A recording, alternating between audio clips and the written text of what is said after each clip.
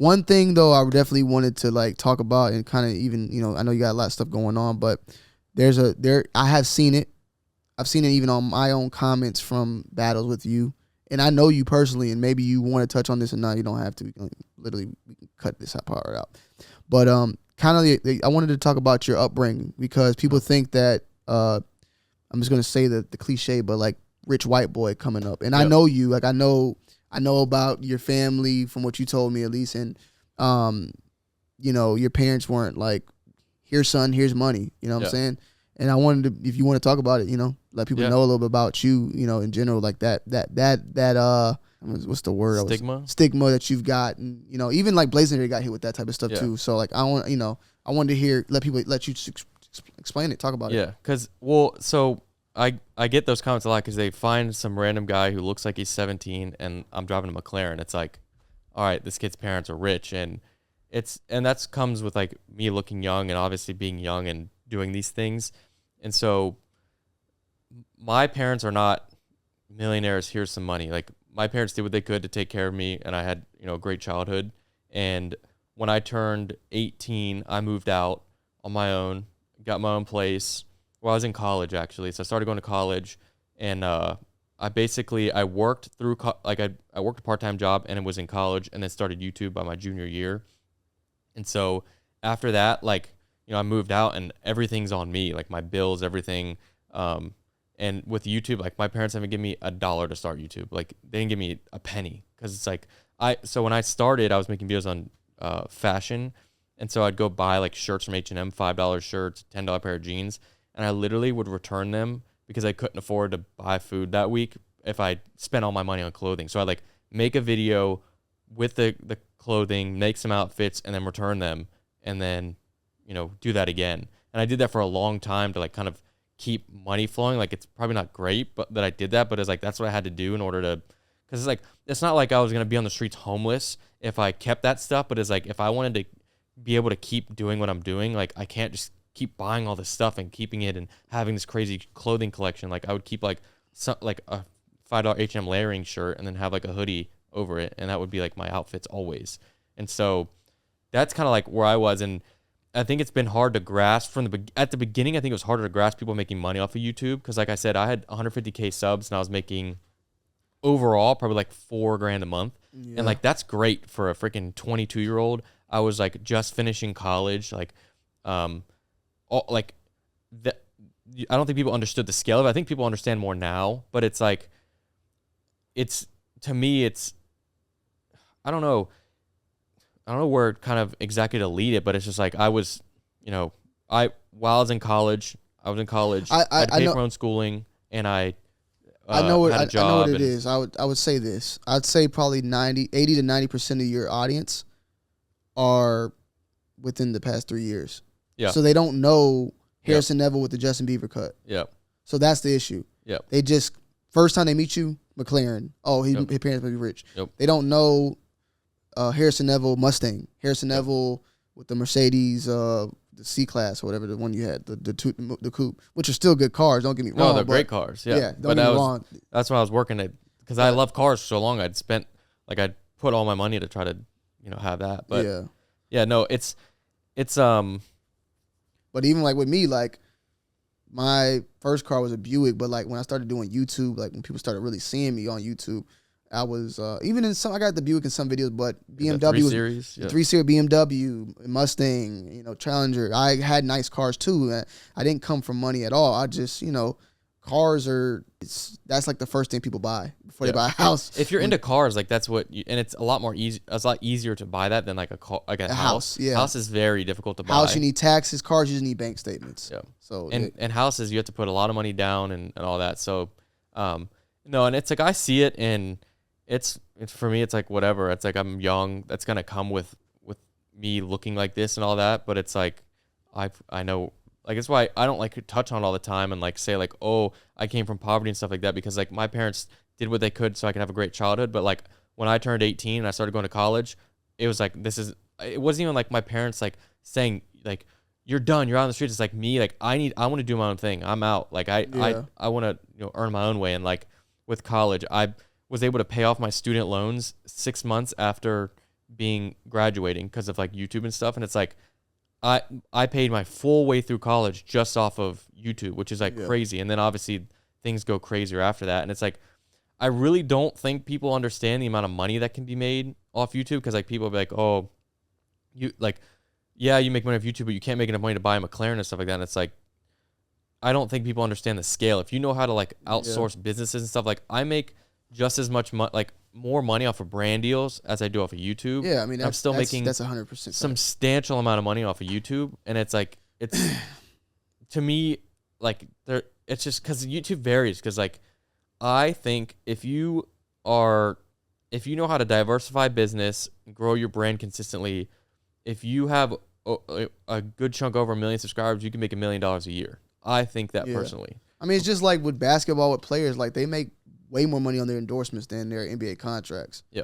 But and that's the thing is like if somebody just does YouTube, that's it, and they have 1 million subscribers, I don't think they're making that money. But if they can outsource and learn how to grow money and stuff like that, like clothing, you can make other things, like and that's what like somebody with 1 million subscribers can make 7 figures, and people don't. It doesn't make sense. But like if I came to somebody and I told them how much money I'm making, they'd be like, okay, well that makes sense why you can buy that stuff. So it's all just like an outsider's perspective, and people always have their opinion online. It's like it's only as much as you can let it affect you. And like I know Blazendary went through that early because he was like 16, and he was making tens of thousands of dollars a month. He was telling us, exactly, but he was spending like a madman. Yes. But nah, I know, like the thing is, like I know over the talks with you, and I don't feel like it was nothing like too personal, but like from what I got from it was that like your parents always been there. They always been supportive. If you needed it, they got you, but you never took that route.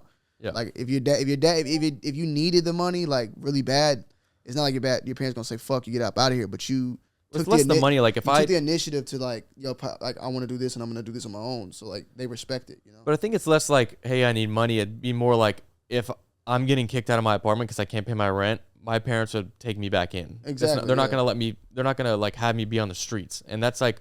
That is like a something that some people don't have, and it's like I'm fortunate to be able to say like I can go to my like if I need a place to live, I can go to my parents' house. But like since I turned 18, I was in college. I was like I have to do my own thing. I don't care. Like, and I was living in a shitty apartment with a friend for a while, and like doing what I needed to do in order to get returning shit and doing all that stuff, so I could get to the point where I can. Do what I'm doing. And I forgot about that shit. I just forgot it now. You had a damn roommate on FAR, right? Downtown? Yeah, I had a roommate then. Yep. Yeah. Alex. I didn't necessarily need to have one back then, but I did because at the time I was down in the city and like it was expensive and like I wanted to like make sure I could put more money into YouTube rather than like so my rent was cut in half when I got a roommate. Yeah, I remember that guy. Then I got married and Sophie became my roommate. But like, I don't know. Oh yeah, I mean. Yeah, that's just something I wanted to hit on because, like, I see it and, I mean, I just know you well enough. I mean, I wish my dad would buy me a damn McLaren. That'd be fucking sick. Obviously, I want to. It's more satisfying when you work for it, but like, if I was rich, I wouldn't be ashamed of it. Like that's it.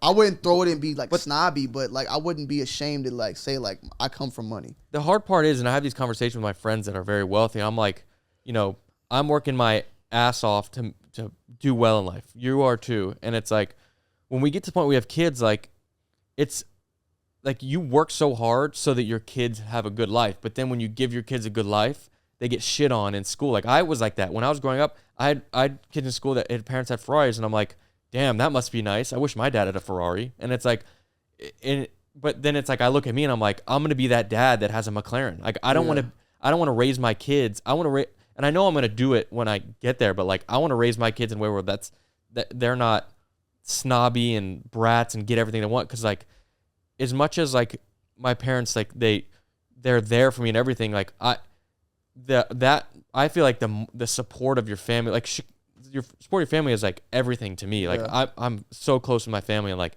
you look at Shaq. He's like, I'm giving it's my money. I'm rich. I'm rich. Not y'all. Not rich. Yeah, exactly. And like, I don't know if that's the best way to look at it, but like, it's hard to find that balance. Like, if you're making lots of money, how do you raise your kid in the right way to where they're not going to be brats? Because you want to do everything you can to provide for them, but you also don't want to make them brats. So it's like, well, Shaq said in other interviews, and I agree with him. Like, he's willing to let his family and friends and kids get money from him, but they had to come to him with like a business proposal Yeah. written out. And that's how I feel like it. I'll be willing to support anything my kids are trying to do, Yep. but it's got to make sense. Like, Yep. you want to try something, I'll invest, you Yep. know?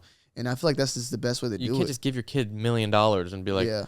you're set. Like, cause like you look at, it's notorious. It always like, there's no motivation in that. Like, that's why I feel like I have the motivation I do is because like, wasn't a kid that grew up with like getting $1 million inherited from my family to like fall back on. It's like, I want to grind and go get this myself. I want to go do this. And like, I think you like that motivating factor. And I know it's hard in different people's scenarios because some people like can't afford to go and, you know, take that risk because they have to pay their bills, especially the older you get. And it's like, I understand that. And I'm very, you know, fortunate for how I grew up. The perfect way to look at it for us too, like, would be like, how impactful is it going to be for my kids to get sneakers?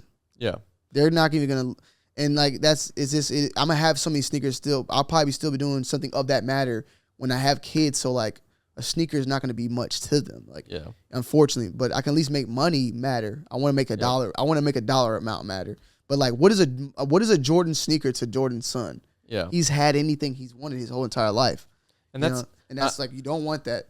And I think one of the biggest things that like helped me like to where I'm at now with family wise is like my dad our whole life has been owned his own business. So he's since he was in his 20s, he's creating his own businesses and, you know, being an entrepreneur himself. And I think me seeing that helped me like not fall into that, like, because I feel like where you come from, like, you're a product of your environment. So like if you come from a small town and your family does this specific, you know, thing, you have a family business, it's like easy to get caught up in that and not want to get out of that.